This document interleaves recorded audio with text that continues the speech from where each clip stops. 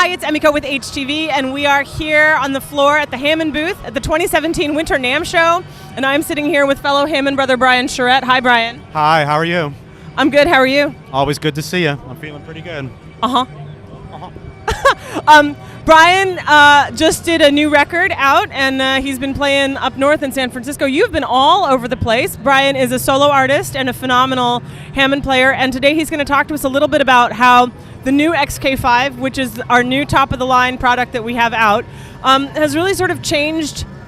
I think changed and evolved your playing live is really what we're interested in. So can you take us down that road a little bit? Sure. So before I was using an SK, which I really love, but the buttons are not exactly in the same place as they are on a B3. This is laid out exactly like a B3. Everything is exactly where it is on the original organ. They also have a multi-sampling technique. So I play mostly jazz music, and a common technique is called squabbling. When you kind of do this rolling, can I play? I don't even know. So when you have this kind of thing, oh, no sound maybe. Anyway, you kind of do a rolling sound with your hand, and this key now, which used to only make the sound when it gets to the bottom, now makes a sound on its way down. It slowly opens the envelope, I guess you can say. So it's much more organic and authentic. It's much more organic and authentic, and that's what happens on a real B3.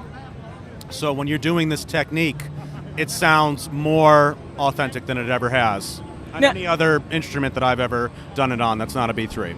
Right. Do you feel like it's freed you up in terms of your performance, in terms of being able to connect with your audience more that way? Sure, because the more it's like the original Hammond is, the more organic the experience, of course. And the sound, you know, for me, the most important thing for my performance is when the sound is a certain way.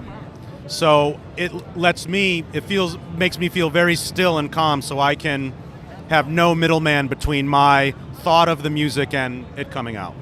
Okay, so we've done this before when you've appeared on HTV with us, and I ask you every interview 3 words to describe Hammond, but now we're going to go with 3 words to describe the XK5. Don't think about it, go. Sexy, righteous, and soulful.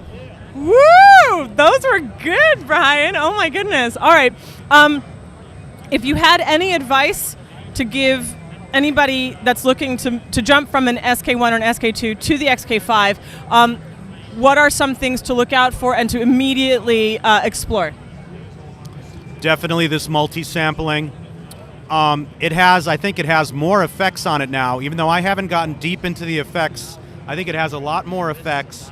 And you can edit all of the parameters inside, the vibratos, and this was even true of the SK. You know, I took my SK, started to edit the vibrato, edit the way the Leslies spun.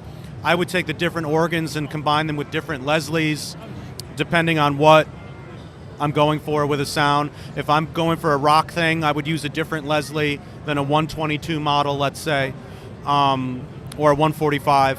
And you can deeply edit all of these parameters in here. So I would read the manual cover to cover and figure out what all the options are. Very cool. Do you have anything to talk to us about? There's a brand new sound engine in this as well, right? Yeah, it sounds incredible. I mean, you can't tell the difference at all. I actually even prefer these instruments because the B3s, I was in Thailand one time and the power wasn't right. It played a minor third sharp. So these are very consistent instruments, you know. And that's hard with an organ instrument to get that consistency, you know.